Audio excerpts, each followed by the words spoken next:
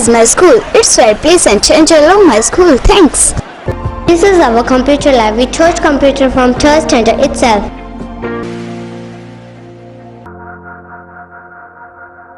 This is a school where my dream come true.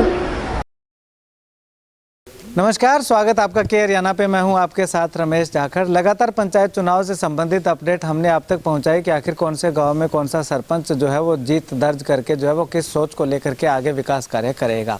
तो चलिए इसी कड़ी में आज जो है वो मैं आपको एक ऐसे सरपंच से रूबरू करवाऊंगा जिन्होंने जीत दर्ज नहीं की है, लेकिन पिछली बार जो है वो सरपंच रहे थे और इस बार उनकी धर्मपत्नी चुनावी मैदान में थी, लेकिन वो चुनाव हार गए हैं।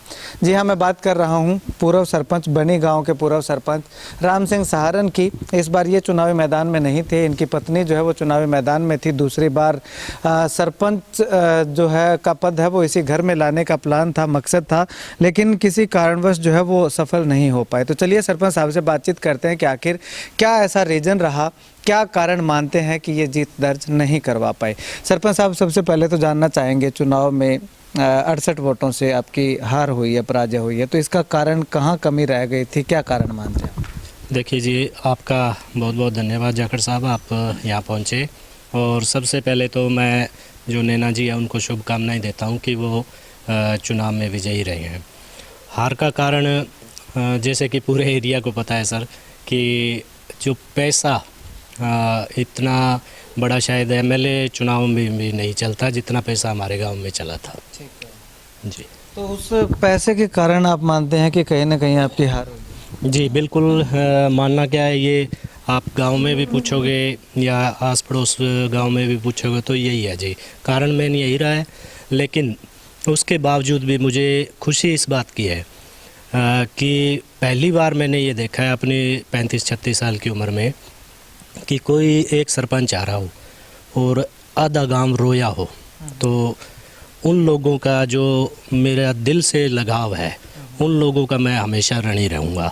हालांकि बहुत से लोग ऐसे थे, मैंने बार बार कहा भी था कि आप किसी को वोट कर रहे हो, चाहे नैना जी को भी कर रहे हो, तो बगैर पैसे करो, लेकिन कुछ लोगों का ईमान डोला वो मुझे कष्टदायी है जी। ठीक है, जो ईमान डोला वो आप पहले से जीत को लेकर के काफ़ी आश्वस्त थे। इंटरव्यू भी मैंने आपका किया था, उसमें भी आप काफ़ी आश्वस्त दिखाई दे रहे थे जीत को लेकर के। तो कहीं ना कहीं ये भी मान सकते हैं कि जो आपकी तरफ जो लोग थे उनका भी ईमान डोला हो? हाँ बिल्कुल सर, क्योंकि 3 दिन पहले तक जो भी कोई पास के गांव के लोग थे या हमारे लोग थे या दूसरी जो विरोधी खेमा भी था, वो भी ये मान रहा था कि हमारी मिनिमम अगर करें तो 700 प्लस की हमारी लीड थी।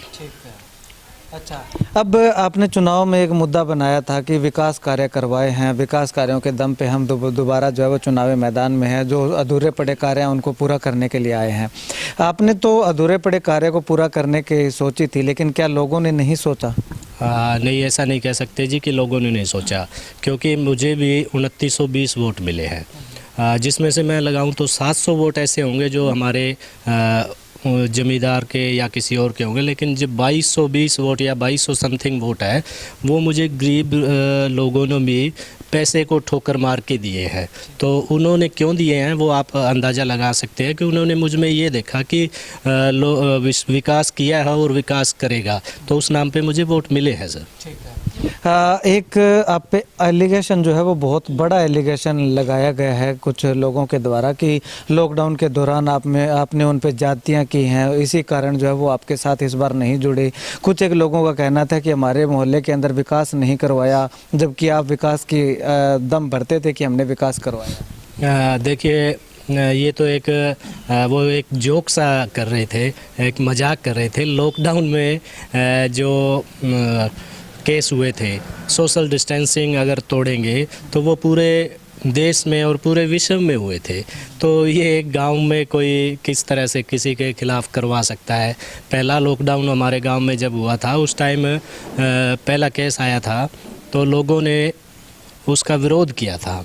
कुछ एक 15-16 लोग थे जिन्होंने अखबार में भी फ़ोटो डलवा दी थी कि हम सरकार का विरोध करते हैं, तो उन्होंने सोशल डिस्टेंस की पालना नहीं की थी, जिसके आधार पर उन पे मुकदमा दर्ज हुआ था। उसमें आप भी मान सकते हैं कि किसी सरपंच का कैसे हाथ हो सकता है।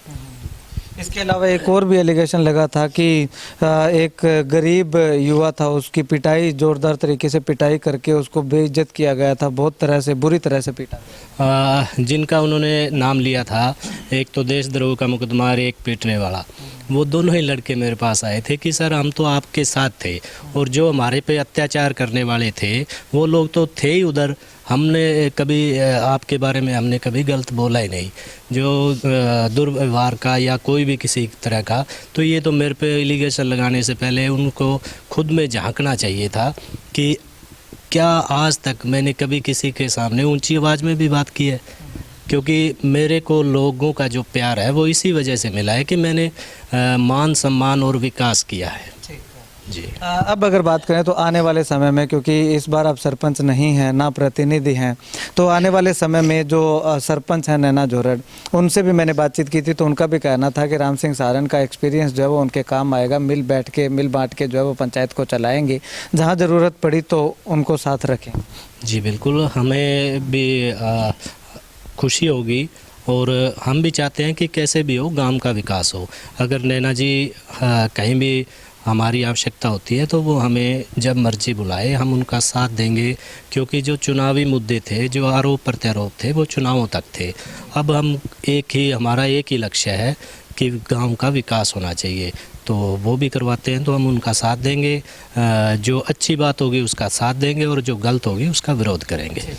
अभी अगर बात करें तो क्योंकि आप इस बार सरपंच नहीं हैं और आप अपनी इच्छा से जो विकास नहीं करवा सकते, तो लेकिन कहीं ना कहीं प्राथमिकताएं ये रहेंगी, अगर उनके साथ सहयोग से आप सरपंच गांव में विकास कार्य करवाते हैं तो ये प्राथमिकताएं रहेंगी कि जो आपके अधूरे पड़े सपने हैं वो इस तरह से पूरे किए जा सकें। हाँ बिल्कुल जी, जैसे मैंने लड़कियों का कॉलेज, पीएचसी को अपग्रेड और भी बहुत से मुद्दे थे, मैं चाहूँगा कि वो आगे आएँ, उनको जहाँ भी मेरे साथ की ज़रूरत होगी मैं उनके साथ लगूंगा, क्योंकि ये गांव का विकास है। चुनाव तो बाद में 5 साल बाद में फिर भी आना है, लेकिन हम चाहते हैं कि हमारे गांव का विकास हो। ठीक है। अंत में लोगों को क्या मैसेज, क्या अपील करना चाहिए?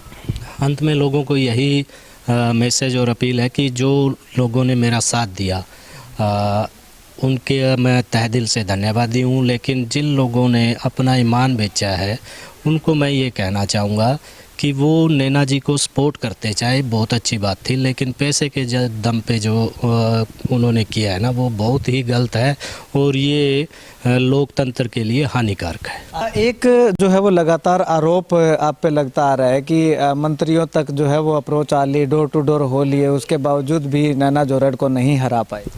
देखिए जी, हमारे आदरणीय हैं मंत्री जी, ठीक है, उनका हमें जब विकास कार्य में हमें जब ज़रूरत पड़ती थी तो उन्होंने सहयोग किया, लेकिन चुनाव में कोई साबित कर दे कि वो एक दिन भी अगर कभी डोर टू डोर तो दूर की बात है, उन्होंने कभी किसी को कॉल भी नहीं की, क्योंकि उनका साफ तौर पे पहले ही कहना था कि ये चुनावी है, जो ये गांव में भाईचारे का चुनाव होता है, इसमें किसी तरह की राजनीतिक दखल अंदाजी नहीं की जाएगी, और उन्होंने बिल्कुल की भी नहीं। जब मेरा प्रोग्राम था गाँव में, उस टाइम भी चौधरी साहब आए थे, तो वो सिर्फ एक हमारे जो वर्कर थे चौधरी साहब के, उनकी डेथ हुई थी, वहाँ पर वो बैठ के आए और सीधे चले गए थे। उन्होंने एक प्रोग्राम, सिंगल प्रोग्राम भी बड़ी गांव में नहीं किया था जी। कहीं ना कहीं संलिप्तता ऐसे भी तो हो सकती है, फ़ोन कॉल के माध्यम से बातचीत की गई हो लोगों से कि आपने वोट राम सिंह सारन को करना है, तो उनको खुला चैलेंज है जी, जो ऐसे आरोप लगा रहे हैं कि आप वो एक भी आदमी गांव में पेश कर दो जिसको चौधरी साहब का कॉल आया हो कि आप सरपंच राम सिंह को वोट करें। तो इस तरह के बयान का रीज़न आप क्या मानते हैं? देखिए जी, वो बड़े नेता हैं अभय सिंह जी, वो भी हमारे आदरणीय हैं, लेकिन मैं समझता हूँ कि ऐसा गांव लेवल पे उनको ऐसा बयान नहीं देना चाहिए था। अगर किसी के बहकावे में आके दिया है तो कम से कम गांव में उनके और भी वर्कर हैं, उनसे उन्होंने पूछ लेना चाहिए था कि क्या इस बात में सच्चाई है या वैसे ही हवा हवाई है। ठीक, शुक्रिया राम सिंह जी बातचीत के लिए। तो यहाँ पे आपको बता दूं कि राम सिंह सारन से खास बातचीत हमारी हुई थी कि आखिर हार का कारण जो है वो इन्होंने क्या माना है। खैर इस बात का कोई अभी तक प्रूफ नहीं है कि आखिर कितना पैसा चला है या नहीं चला है, लेकिन राम सिंह सारन के द्वारा ये हार का कारण जो है वो माना जा रहा है। इसके साथ साथ अगर बात करें तो जो आरोप राम सिंह सारन पे लगे थे लॉकडाउन के दौरान पिटाई करवाने का और देशद्रोह के मुकदमे दर्ज करवाने का, तो उसमें राम सिंह सारन का साफ तौर पे कहना है कि लॉकडाउन के नियमों की पालना ना करने के कारण जो उन तमाम लोगों पे इस तरह के जो केस हुए थे, लेकिन वो लोग जो है वो खुद इनके पास आकर के ये बोला था कि आप नहीं है, दूसरे पक्ष के लोग हैं।